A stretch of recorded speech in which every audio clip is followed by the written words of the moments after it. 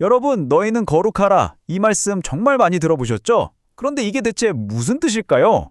오늘 우리는 레위기 말씀을 통해 이 강력한 부르심의 진짜 의미를 한번 깊이 파고들어 보려고 합니다. 하나님께서 말씀하시는 거룩함이 과연 오늘 우리 삶 속에서는 어떤 모습이어야 하는지 함께 발견하는 시간이 되었으면 합니다. 오늘 우리가 나눌 모든 이야기의 출발점은 바로 레위기 19장 2절 이 말씀입니다. 너희는 거룩하라. 이건 그냥 좋은 권장사항이 아니에요. 하나님의 백성이 된 우리의 정체성에 대한 선포이자 부르심이죠. 왜냐고요? 우리가 섬기는 하나님, 바로 그분이 거룩하시기 때문입니다. 이게 바로 모든 것의 기초가 됩니다. 자, 그럼 오늘 우리가 어떤 순서로 이 거룩함을 파헤쳐 볼지 한번 볼까요? 먼저 하나님의 거룩한 부르심을 확인하고 이어서 레위기 19장을 통해서 우리 일상 속에 거룩함이 어떻게 스며들어야 하는지 살펴볼 겁니다. 그리고 20장에서는 그 거룩함을 지키는 영적인 울타리가 뭔지 알아볼 거고요. 21장에서는 영적 지도자에게 요구되는 더 높은 기준은 무엇이었는지, 그리고 마지막으로 이 모든 것들이 오늘날 왕같은 제사장인 바로 우리에게 어떻게 적용되는지 나눠보겠습니다. 자, 드디어 레위기의 하이라이트라고 할 수 있는 19장입니다. 이 장을 왜 종합 선물 세트 같다고 말하는지 아세요? 정말 우리 삶의 A to Z, 그러니까 가정생활, 경제활동, 이웃과의 관계, 사회정의까지 거룩함이 적용되지 않는 영역이 없다는 걸 아주 구체적으로 보여주기 때문이에요. 여기서 되게 흥미로운 점이 뭐냐면요. 이 거룩함의 시작이라는 게 엄청나게 신비롭고 거창한 종교의식이 아니라는 거예요. 하나님은 진짜 우리 삶에 딱 붙어있는 두 가지, 바로 내 눈에 보이는 부모님을 공경하는 것과 하나님의 시간 주권을 인정하며 안식일을 지키는 것에서부터 거룩함이 시작된다고 콕 집어 말씀하십니다. 와, 이건 정말 오늘날에도 너무나 중요한 하나님의 경제정의 원칙을 보여주는 대목이죠. 생각해보세요. 내가 땀 흘려 열심히 일해서 얻은 수확물인데 그게 100% 다 내 거는 아니라는 거예요. 밭의 모퉁이와 떨어진 이삭을 남겨두라는 이 명령은 내 소유의 일부를 가난한 이웃과 나그네를 위해 흘려보내는 것. 바로 그 사랑의 실천이 진짜 거룩이라는 걸 가르쳐줍니다.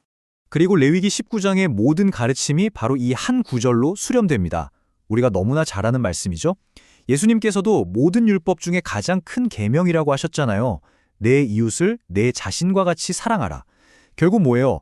거룩함이라는 건 골방에 갇혀서 혼자 경건해지는 게 아니라 바로 관계 속에서 피어나는 거라는 거죠. 자, 그럼 이렇게 소중한 거룩함을 어떻게 지켜낼 수 있을까요? 이제 레위기 20장으로 넘어가서 하나님이 우리를 위해 쳐주시는 보호 울타리에 대해 한번 이야기해 볼게요. 솔직히 20장을 읽다 보면 좀 무섭다는 생각이 들 수도 있어요. 하나님의 기준을 어겼을 때 따르는 엄중한 형벌들이 나오니까요. 근데 이걸 한번 이렇게 생각해 보면 어떨까요? 마치 전염병이 공동체 전체로 퍼지는 걸 막기 위해 단호하게 방역 조치를 하는 것처럼요. 이건 파괴벌 목적이 아니라 당신의 백성을 파멸로부터 지키시려는 하나님의 사랑의 또 다른 표현인 셈이죠. 이 표를 보시면 그 의미가 더 명확해져요.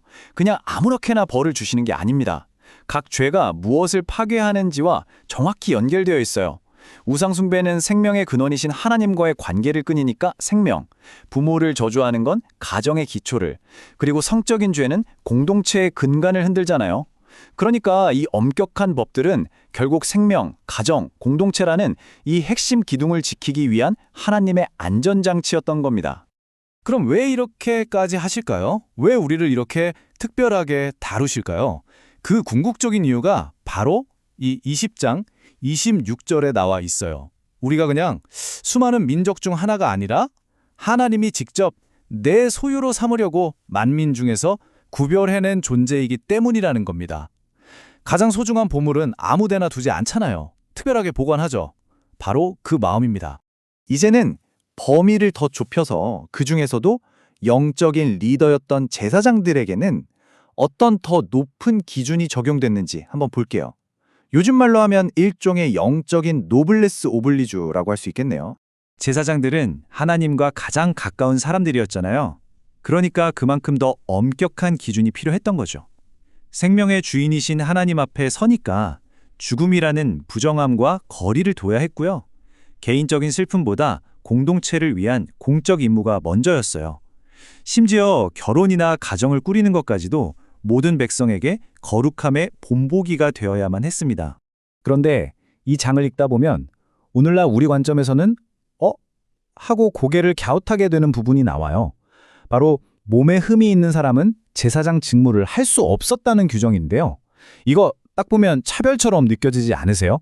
네, 충분히 그렇게 생각할 수 있죠.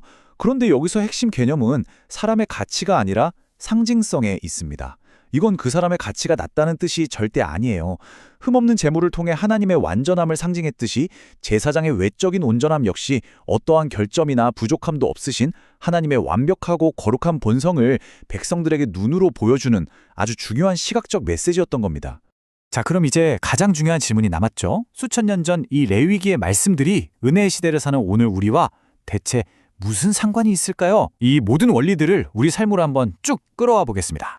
바로 이 부분에서 정말 엄청난 전환이 일어납니다. 보세요. 구약 시대에는 아론의 자손이라는 아주 특별한 가문만 제사장이 될 수 있었죠. 그런데 신약 시대로 와서 예수 그리스도 안에서 우리 모두가, 바로 여러분 한 사람 한 사람이 세상을 향한 왕 같은 제사장으로 부름받았다고 선포합니다. 정말 놀랍지 않나요? 그래서 레위기의 이 오래된 말씀은 오늘 우리 각자에게 이 강력한 질문을 던집니다. 나의 삶은, 내 가정생활과 인간관계, 내 일터에서의 모습은 과연 세상을 향해 하나님의 아름다움을 드러내는 거룩한 제사가 되고 있습니까? 이 질문을 우리 마음에 깊이 품고 하나님의 거룩하심을 우리의 삶 전체로 살아내는 저와 여러분이 되기를 간절히 소망합니다.